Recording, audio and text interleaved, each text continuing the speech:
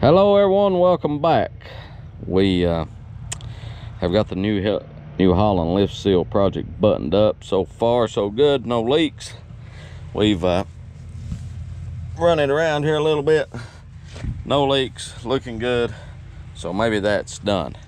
Now, one of the other videos I was talking about doing this week was doing a hay sample.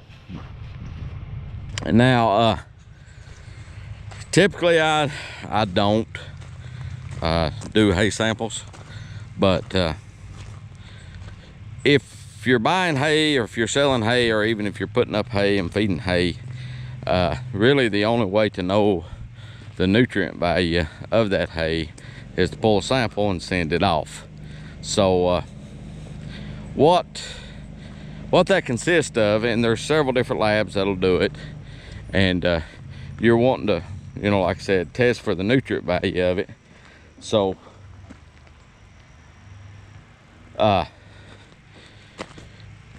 you'll know what kind of feed to feed your animals during the winter to keep them good and healthy. So what we got here is a couple rows of hay that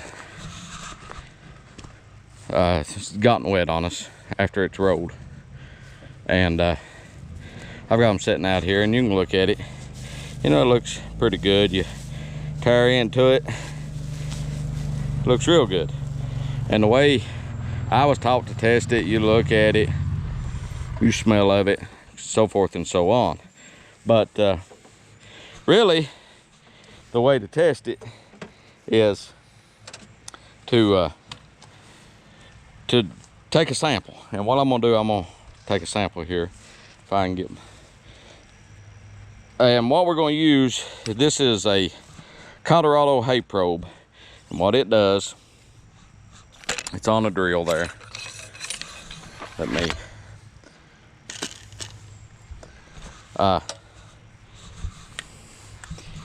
show this to you.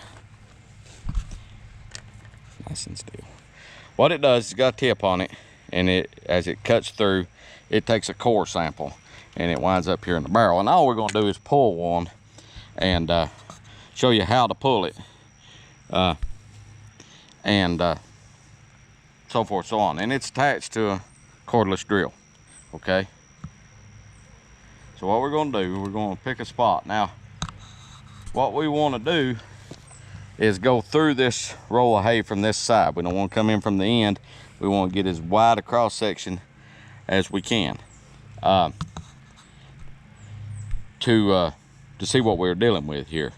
And if we were doing a square bale, we'd come in from the end. So we're gonna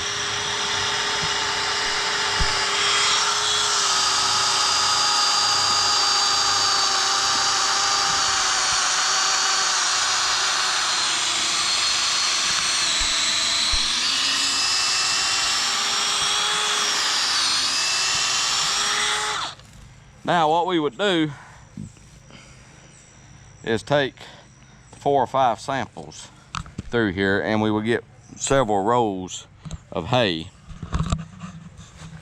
throughout, so we get a, like I said, a good cross section.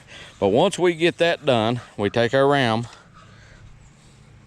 and we hold on,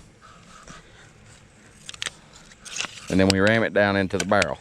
And depending on the lab we use, so forth, so on,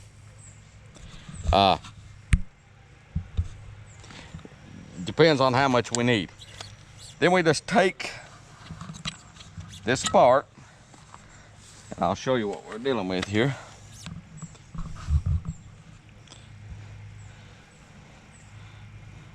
You can see what that hay looks like from the inside. And depending on how much of a sample that the lab you're using needs, you get it. And it smells good too. So but that's how you sample your hay. You get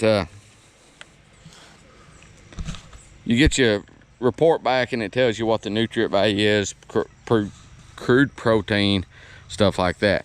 And if you're fooling with cattle, there's other tools on the internet where you can go in and put what the cow is you're feeding. Like if it's a 1,200 pound cow with a calf on her side, she's lactating, it'll tell you what kind of feed mix you need to supplement the hay with and how much of the hay you need to feed, etc., etc., to keep that cow at an optimal health condition. So I know in our area most people don't sample their hay, but it's I think it runs about 30 bucks a sample.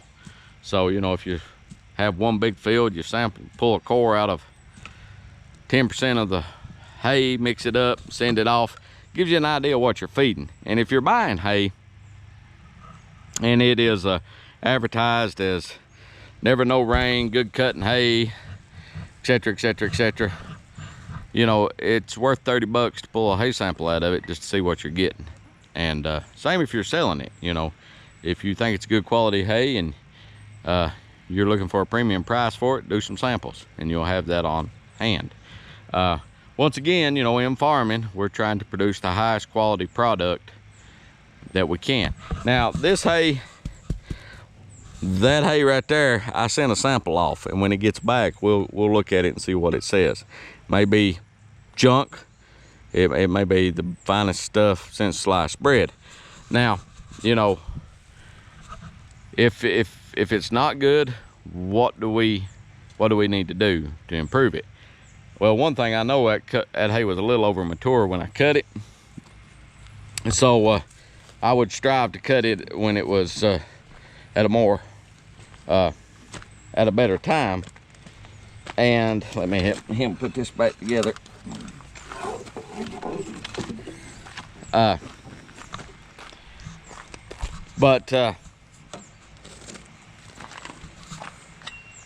We would strive to cut it at a better time. Put that back in the truck. And you know, but then again, we may, if we cut it at the right time, it's got the right types of grass in it, it may be that we need to adjust our fertility. It may be that the moisture was too high, too low, etc., etc., etc. But anyhow, once again, farming margins being what they are now, the number one goal should be to produce the highest quality product, no matter what it is, whether it's hay, pumpkins, corn, whatever, to try to go for that premium market. That's my opinion, that's my approach on our operation. So if you like what we're doing, want to follow along, please subscribe, hit that notification bell. See a video you like, give it a thumbs up. If you have a question or comment, please do so. And until next time, we'll talk to you guys later.